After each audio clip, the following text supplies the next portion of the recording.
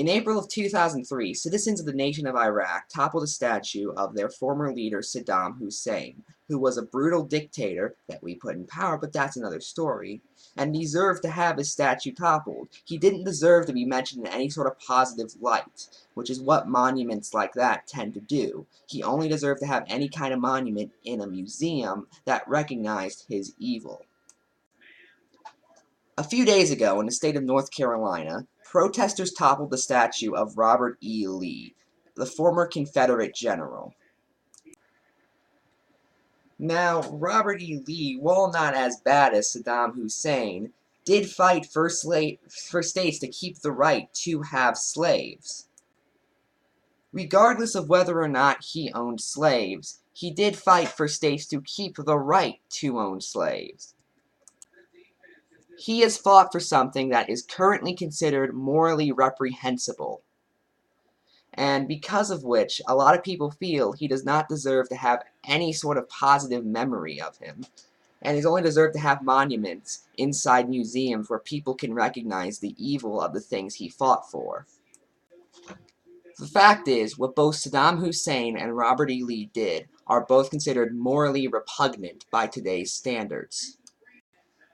Specifically, and of course the standards where both their monuments were taken down. So what I'm basically asking is, what's the difference between when Iraq toppled Hussein's statue and when North Carolina protesters toppled Robert E. Lee's statue? Both of these statues are pieces of history in some respect. Saddam Hussein was a dictator in Iraq, and Robert E. Lee was a Confederate general. They both had significant roles on their country at the time, meaning both of their statues could be considered a piece of history. What they both did was considered okay when they controlled what they were doing. Robert E. Lee was considered a hero by the Confederacy at the time because he was the general there, and Saddam Hussein faced very few rebellious movements during his dictatorship because, you know, he was a dictator, and if you spoke out against him, you tended to, well, be killed. And what they both did was considered morally horrible by today's standards. Saddam Hussein's dictatorship and Robert E. Lee's fighting for states' rights to own slaves.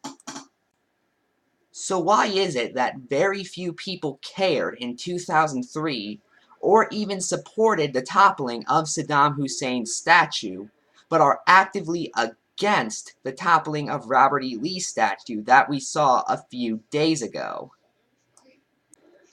The fact is, there is so little difference between the toppling of Hussein's statue and the toppling of Robert E. Lee's statue that you would have to be a hypocrite in order to be against one, but not directly against the other. And that's it. I'm Ephrom, and good night.